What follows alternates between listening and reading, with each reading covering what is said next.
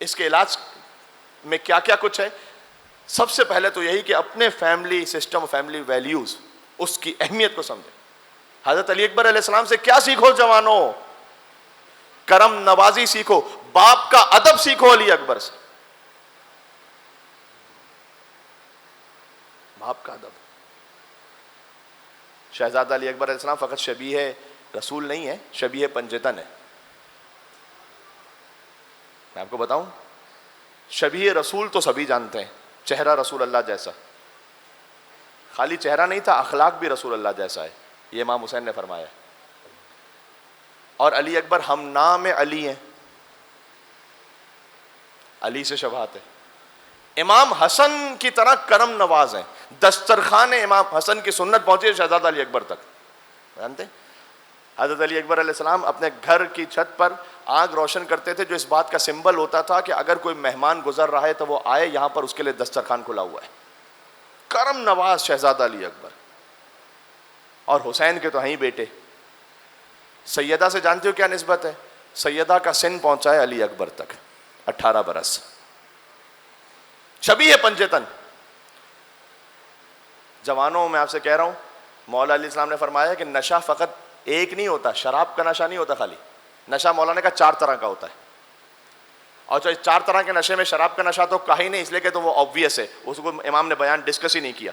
امام نے کہا نشہ 4 طرح کا ہے، اور اس نشے میں اللہ نہ کر ہم میں سے کہیں نہ کہیں کوئی مبتلا ہو سکتا ہے، مجھ سمیت. میں آپ کو حدیث سنا رہا ہوں. امام نے فرمایا نشہ پہلا ہے مال کا. مال کا ایک نشہ ہے، وہ ہے نشہ. دوسرا امام نے فرمایا شہرت کا نشہ. یہ ساری اب تو یہ ممبر تک جنگ آ گئی، یا مثال کے طور پر یہ ڈیبیٹ آ گئی، یا مسابقت آ گئی، کس کے لائکس کتنے، کس کے ویوز کتنے، کس کے پتہ نہیں کیا کتنے. یہ بھی شہرت کا نشہ ہے نا، ہے شہرت کا نشہ.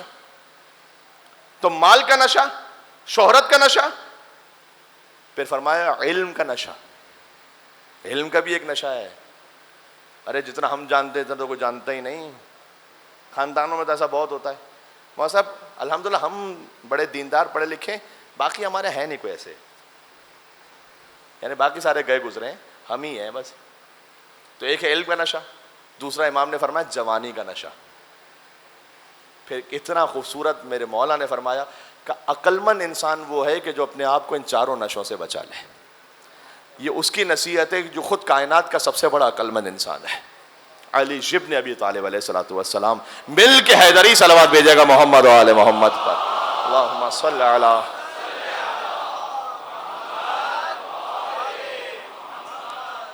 اس کے لیے آپ بھی اہتمام کریں اپنے بچوں کے لیے. ازدواج کا جلدی ہونا چاہیے. اب آج کا یہ موضوع نہیں ہے، میں اشارہ کر دیا فقط میں نے، اتنا کافی ہے. نکاح کی ایک سنت جو حضور نے فرمایا میری سنت ہے.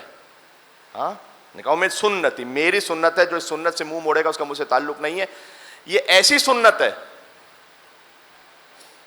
حضرت موسیٰ علیہ السلام شعیب علیہ السلام کے پاس 10 سال تک محنت مزدوری کریں تاکہ وہ نکاح میں رہیں. اور زنا اتنا بدتر ہے کہ یوسف علیہ السلام 10 سال تک قید خانے میں رہیں تاکہ اس فعل حرام سے بچے رہیں. بدتر ہے. تو جو اللہ سبحانہ و تعالیٰ نے حلال کیا ہے اس حلال کو آسان کیجئے، اور بس اس میں کوشش یہ کیجئے کہ بزرگ اپنا کردار ادا کریں.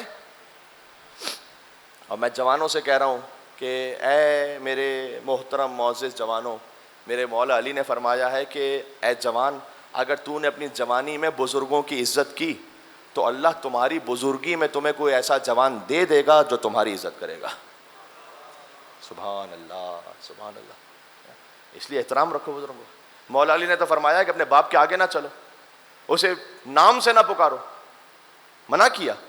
یہ ویسٹرن ورلڈ کا سسٹم، اس کا کلچر ہے کہ ڈائریکٹ فرسٹ نیم سے پکارتے ہیں، باپ کو بھی ڈائریکٹ نام لیتے ہیں. منع کیا. امام نے کہا بابا کہو، پاپا کہو، ڈیڈی کہو، جو بھی کہنا ہے کہو آپ، جو آپ، لیکن احترام سے پکارو.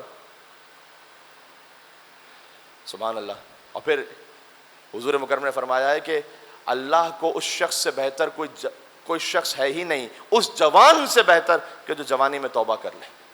سب سے زیادہ اللہ کو پسند، سب سے زیادہ. اس لیے دیر نہ کریں، بلکہ حضور نے فرمایا کہ وہ جوان جو توبہ نہ کرے وہ اس نہر کی طرح ہے کہ جو پانی ہی نہ ہو جس میں. جوانی اللہ سبحانہ و تعالیٰ نے عطا کی ہے, اور یہ یاد رکھیے گا اس جوانی کا تعلق آپ کی اسپریچولیٹی سے بھی ہے, آپ کی فزیکل ہیلتھ سے بھی ہے. بعض لوگ گناہوں میں مبتلا ہو کر اپنی فزیکل ہیلتھ کو بھی خراب کرتے ہیں. یاد رکھیے گا جو آپ 20s میں اور 30s میں اور 40s میں ہیں, آپ کی عادتیں, اس کا فائدہ آپ کو ملے گا 50s میں اور 60s میں اور 70s میں. جس طرح سے اپنے آپ کو آپ نے اسپرچولی اور فزیکلی مینٹین کیا, ویری امپورٹنٹ. آپ کی توجہات مصائب سے پہلے چند فضائل کے جملے مجھ پر واجب ہے کہ میں کہوں. شبیں ایسی ہیں, وہ علی اکبر کہ امام حسین علیہ السلام کی سند ہے نا کہ اللہم اشہد علی ہؤلاء القوم قد برز الیہ غلام اشبہ الناس خلقا وخلقا ومنطقا برسولہ, جو خلق میں بولنے میں رسول اللہ جیسے ہیں, رسول اللہ جیسے ہیں. حضرت انیس کہتے ہیں کہ آفاق میں وہ ثانی سلطان عرب تھا. ثانی سلطان عرب رسول اللہ. آفاق میں وہ ثانی سلطان عرب تھا. بھئی ایک مہر نبوت ہی نہ تھی اور تو سب تھا.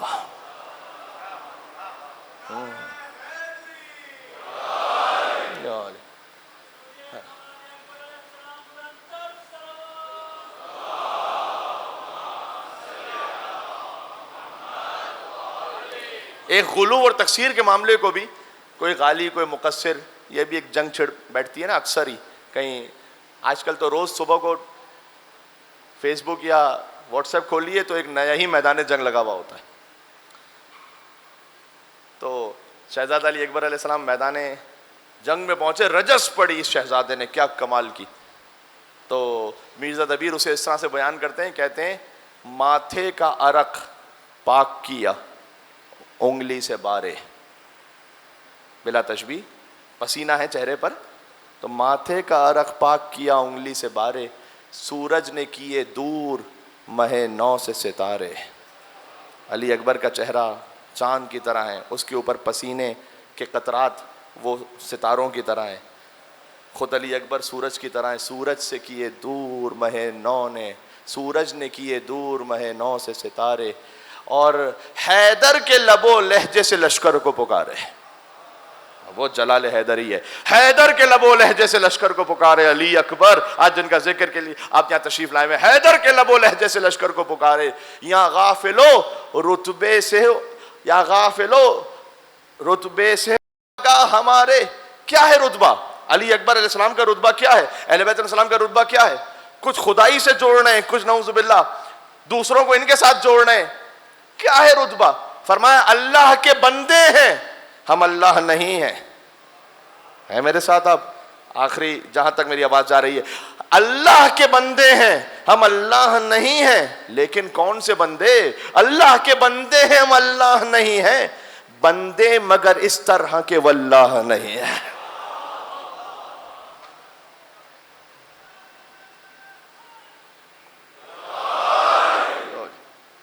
بندے مگر اس طرح کے واللہ نہیں. سبحان اللہ. اللہ تعالیٰ ہمیں شہزادہ علی اکبر علیہ السلام کی شفاعت نصیب فرمائے. یا میں اس لیے خاص دعا کر رہا ہوں کہ آیت اللہ کوہستانی نے ایک جملہ کہا تھا کہ حسین کے علی اکبر میدان محشر میں اتنی شفاعت کریں گے کہ امام حسین کی شفاعت کی نوبت ہی نہیں آئے گی. ہائے ہائے ہائے ہائے ہائے, کیا حسین کا جوان ہے. ہاں مل کے صلوات بھیجے گا. اللہ